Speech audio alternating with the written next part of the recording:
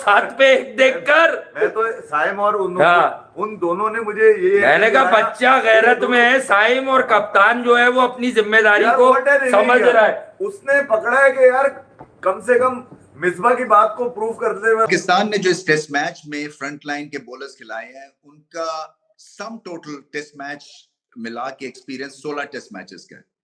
सो आपने ये मैच हर हाल में जीतना है, मगर 16 टेस्ट मैच का अगर कलेक्टिव 4 बॉलर्स का एक्सपीरियंस हो, मगर यस डे 1 में जो जिस तरह बारिश हुई तो डे 2, और इसे कहते हैं कि अर्ली ऑन आपको एक अच्छा स्टार्ट मिल जाए और उसके बाद उसको बर्बाद कैसे किया जाता है वो टीम पाकिस्तान से सीखें, और किस तरह बैटिंग लाइनअप की कमर तोड़ी जाती है। और जो बांग्लादेश है, सेकंड डे का जो आज इख्तिताम हो गया, पाकिस्तान ने बोर्ड के ऊपर 274 रन जो है लगा दिए हैं। पाकिस्तान के तमाम खिलाड़ी जो है वो आउट हो गए।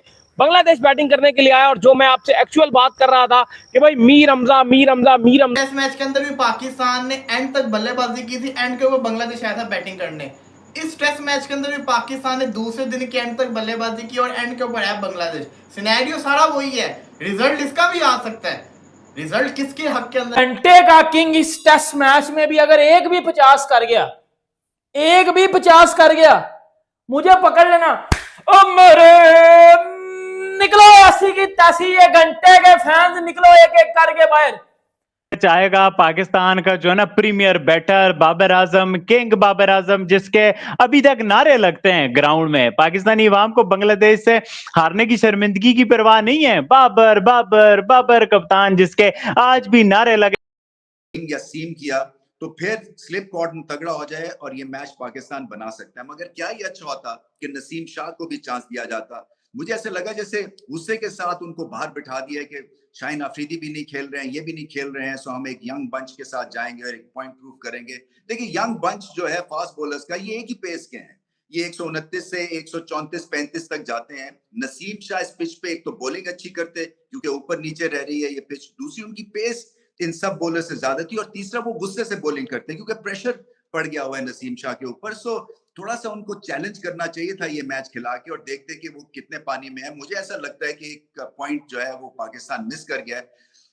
ये पिच जो है ये इसलिए इंटरेस्टिंग है क्योंकि अगर जो कि टीवी पे दिखा कि अगर आप बॉल रोल कर रहे हैं पिच पे तो ये बॉल ऐसे ऐसे जाता है। स्मूथ सरफेस अगर जब होती है तो बॉल भी स्मूथली रन करता है उसके ऊपर, तो ऊपर नीचे गेंद रहेगा क्योंकि सरफेस ऐसी है। मगर कमाल की बात यह है कि बांग्लादेश के स्पिनर्स छा गए। हालांकि इस पिच के ऊपर तस्कीन ने भी 3 आउट किए, मगर जो डेंजर मैन बने वो मिराज बने, मेहदी हसन मिराज। बहुत अच्छी बॉलिंग की क्योंकि थोड़ा सा स्पिन भी किया और एंगल के साथ गेंद को सीधा भी रखा और विकेटों को अटैक किया। सो दोनों एजेस जो हैं उन्होंने उस पर अटैक किया बल्लेबाज की। और पाकिस्तान की जो है प्रॉब्लम ही यही है, कभी टॉप ऑर्डर चलता है तो मिडिल ऑर्डर कोलैप्स हो जाता है, जब मिडिल ऑर्डर ठीक कर रहा होता है तो टॉप ऑर्डर जो है वो ये तेज पिच नहीं बना सकते। पहले टेस्ट की हार के बाद से ही हमने जो भी 1-2 शो किए, हमने आपको बताया कि ये पिच स्पिन बना सकते हैं, तेज पिच इनके बस की बात ही नहीं है कि ये जो है वो तेज पिच बनाए और उसके बाद पिच कर दें। और 274 में मैं सिर्फ 3 लोगों को क्रेडिट दूंगा जो दुनिया को पता है। देखिए अगर इस विकेट ने स्पिन वगैरह लेना शुरू कर दिया था तो मैं लानत भेजता हूं कि आगा सलमान ने कैसे जबरदस्त तरीके से 50 मारा है नीचे। आगा ने रेस्क्यू किया आपको भाई, आगा सलमान ने रेस्क्यू किया है। मगर वो तो अपनी तो बात कर रही है, डूब के नहीं मर सकते तो भाई चुल्लू भर पानी में। और जो लोग ये बातें कर रहे हैं वर्ल्ड क्लास प्लेयर है, 14 इनिंग 15 इनिंग से कुछ नहीं हो जाता, तो बाकी भी रन्स बनाने वालों को 2 ना 14 और 15 इनिंग्स। अबे ये जहनी तौर पे यहाँ से बैकफुट पर है, ये समझे नहीं? अगर आप देखें तो मैं आपको सच बात बताऊं, सीधी बॉल बैकफुट पे खा गया, ये आगे खेलने वाली थी, ये जरा क्रिकेट बॉल पे ब्रेक थ्रू दिलवा दिया था। लेकिन बड़ी मेहरबानी साउथ शकील साहब की जिन्होंने हाथ से जो है कैच गिरा दिया। ओवरऑल बात करेंगे पाकिस्तान क्यों इतना डिफेंसिव खेला। 85 ओवर पाकिस्तान खेला और सिर्फ 274 रन जो है बोर्ड के ऊपर लगा सका। बाबर आजम टुक टुक टुक टुक टुक टुक टुक टुक, इतने टुक टुक करने के बाद भी Babar Azam at the end of the day कुछ भी नहीं कर सके और बाबर आजम की जो है वहां पर विकेट फिर भी चली गई। तो भाई फिर इतना रोकना क्यों था, थोड़ा सा निकलो, मार लो, कुछ कर लो। लेकिन eight the end of the day 274 run जो है बोर्ड के ऊपर लग चुके हैं।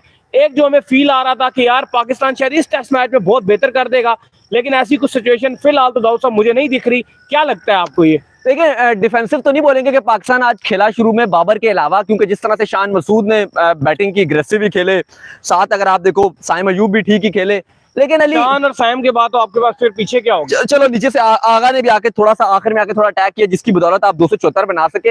लेकिन अली साहब बात ये है कि अगर आप बांग्लादेश के अगेंस्ट भी जिस तरह की पाकिस्तान क्रिकेट खेलेगा, अभी दिन खत्म हुआ है, अभी हम बाहर निकले हैं, बहुत सारे लोग भी मिल रहे थे, जो आप लोग हमारा शो देखते हैं लगातार हमें मिले जा रहे थे, मायूसी नजर आ रही है फैंस के चेहरे पे। आज काफी मिकदार में, काफी तादाद में फैंस आए, क्योंकि हफ्ते का दिन है और पहला दिन ही आप बोलोगे कल तो बारिश हो गई थी, बड़ी तादाद में फैंस आए, लेकिन टोटली जो फैंस की थी वो हमें डिसअपॉइंटमेंट नजर आई। फैंस बिल्कुल हमें उदास नजर आए, और वो उदासी लगातार पाकिस्तानी फैंस के चेहरों से जा ही नहीं रही। नहीं, आप और वजह यह है, देखो आप क्रिकेट अच्छी हो रही है, बाय द वे। क्रिकेट कहाँ अच्छी हो रही है? अब आप देखो, अब बाबर आजम के ऊपर पहले आपको सबसे पहले बांग्लादेश के बॉलर्स ने अपने आप को परफेक्टली अप्लाई किया, beat Taskin, beat Mehidy Miraz, every other bowler they did well, और बहुत अच्छे तरीके से जो है they utilized everything around them. ठीक है, आपको दिखे मिस ड्रॉप कैचेस इन, थोड़ी सी फील्डिंग में लैप्सेस दिखे बांग्लादेश की तरफ से, इवन देन पाकिस्तान उसका जो है प्रॉपर फायदा नहीं उठा सका, वरना जितने रन ये दिख रहे हैं वो भी रन ना होते।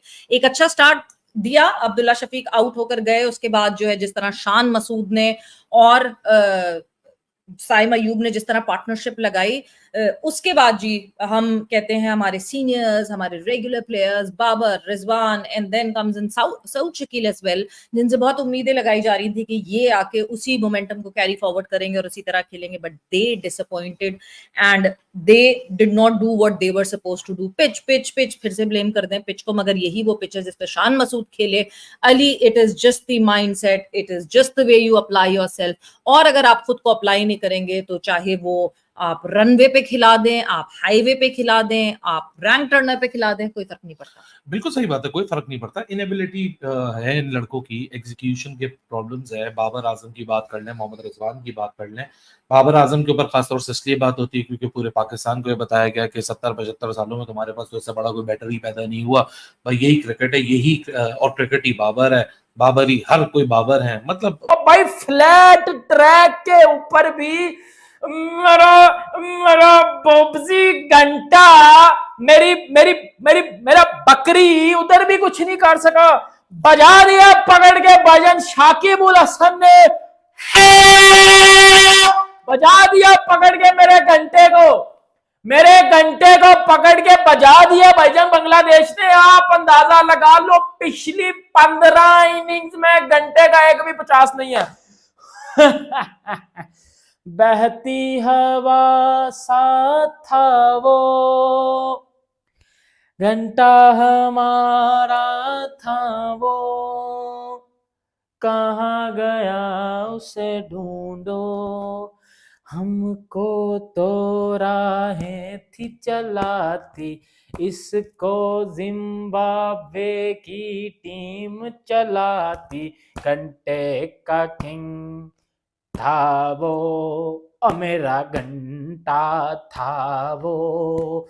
भाईजान आज भी ये घंटे का 31 रन पे आउट हो गया विराट कोहली के साथ कंपेयर। इसका भी आ सकता है, रिजल्ट किसके हक के अंदर आएगा ये ज्यादा जरूरी है, और फिलहाल के लिहाज से मेहनत जो कर रहा है वो दिख रहा है आपको। बात करना चाहूंगा आज के जो मेन टॉपिक है, सबसे पहले तो पाकिस्तान जो 274 के ऊपर ऑल आउट हुआ है। ये जो रन्स है कम नहीं हम कह सकते, एक नॉर्मल रेंज के रन्स हैं, लेकिन ये उतने ज्यादा भी नहीं है। दूसरा ये कि कुछ खिलाड़ी लगातार बैक टू बैक फ्लॉप होते जा रहे हैं, उनका क्या करना है।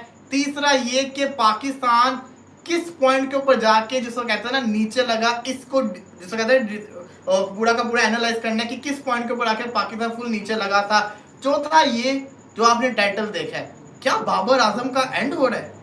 क्या बाबर आजम जो पाकिस्तानी क्रिकेट के अंदर एक हीरा बनकर आया था, हर कोई बाबर कर रहा था, क्या सच्ची में बाबर आजम का ये एंडिंग पीरियड चला? जैसे कि पाकिस्तान को पहले भी पास के अंदर बड़े प्लेयर्स मिले, जब जिसको कहते हैं सईद अनवर आए थे, वो बड़े आउटस्टैंडिंग प्लेयर थे। फिर जिसको कहते हैं उनकी मेरा ख्याल है बेटी का कोई इंसिडेंट हुआ था, वो वफात पा गई थी, ऐसा ही हुआ था ना, तो वो जिसको कहते हैं ना फिर वो क्रिकेट पे तवज्जो नहीं दे पाए। शुएब मलिक जब आए थे बड़े खतरनाक किस्म के प्लेयर थे, वो एकदम से डाउन हो गए। बड़े पाकिस्तान के पास प्लेयर है, क्या बाबर का भी वही हिसाब है कि बाबर का भी टाइम पूरा हो चुका हुआ है?